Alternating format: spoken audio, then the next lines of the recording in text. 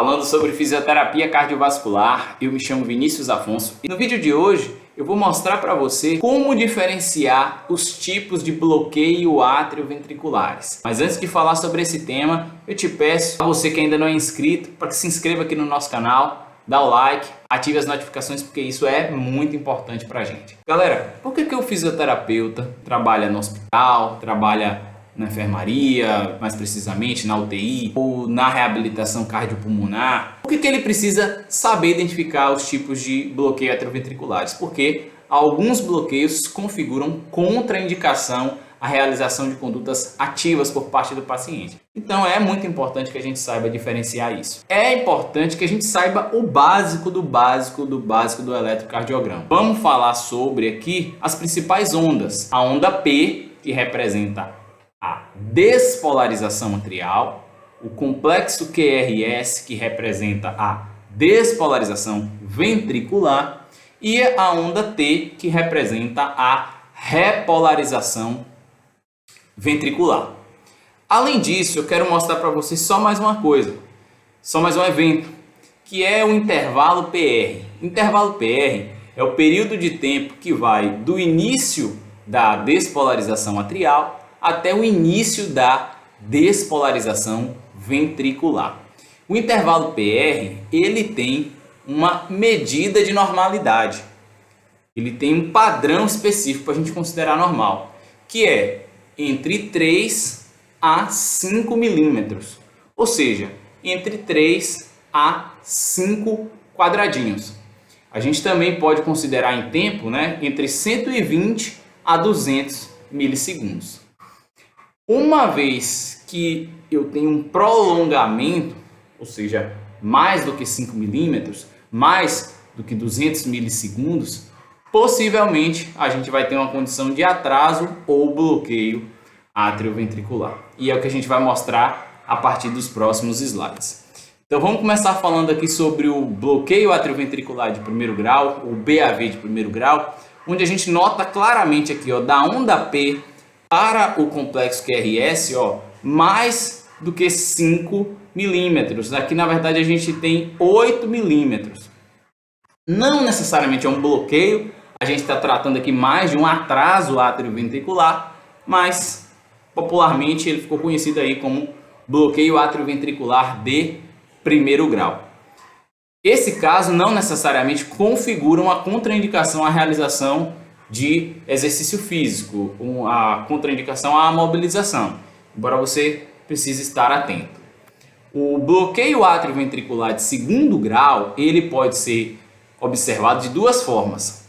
Eu tenho o BAV, bloqueio atrioventricular de segundo grau, MOPTS do tipo 1, onde note que existe uma progressão do intervalo PR até o momento em que eu vou ter uma onda P e não tenho complexo QRS, ou seja, o átrio bateu sozinho, despolarizou e consequentemente contraiu sozinho e não houve despolarização e consequentemente contração ventricular. Então esse é o BAV, bloqueio atrioventricular de segundo grau, MOPTS do tipo 1. Mas nós temos também o BAV, o MOPTS do tipo 2, que você não tem um prolongamento do intervalo PR. Observe que ele está aqui dentro do limite de normalidade. Só que eu tenho uma onda P isolada, não tenho complexo QRS, aqui a princípio normal de novo, e consequentemente eu vejo aqui uma onda P sem complexo QRS. Não há esse prolongamento, mas eu tenho ondas P's sem complexos QRS, coisa que a gente não identificava lá no bloqueio atrioventricular de primeiro grau, a gente só via aquele prolongamento.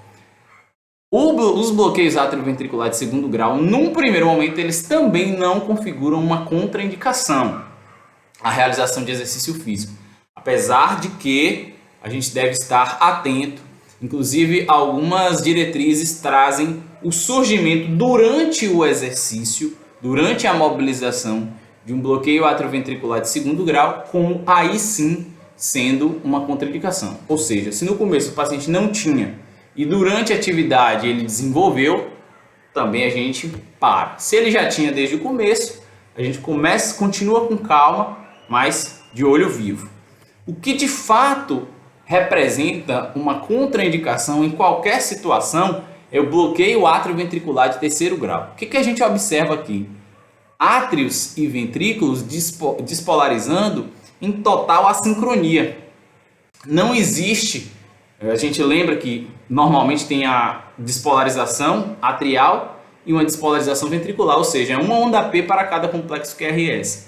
Aqui, além de não observar isso, eu percebo uma quantidade muito maior de ondas P's, de ondas P's e uma quantidade muito pequena de complexos QRS. Eu tenho aqui, ó, 1, 2, 3, 4, 5, 6, 7, 8 ondas P's para apenas 3 complexos QRS.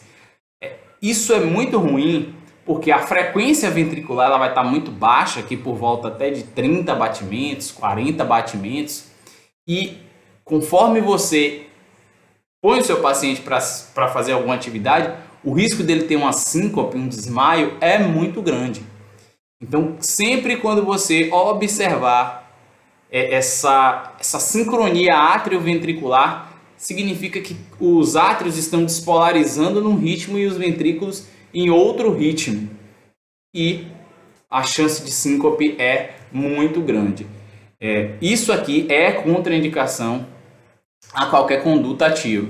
Você só vai poder trabalhar com esse paciente depois que ele fizer a colocação do marca-passo. Ok? Então eram esses os bloqueios atrioventriculares que a gente ia mostrar. Muita atenção na hora de identificar bloqueio de terceiro grau, contraindicação. E eu espero que vocês tenham gostado do vídeo. Vídeo curto, rápido, mas muito importante. Gostaria de ter o like de vocês, a inscrição de vocês e eu aguardo vocês no próximo vídeo. Um grande abraço e até lá!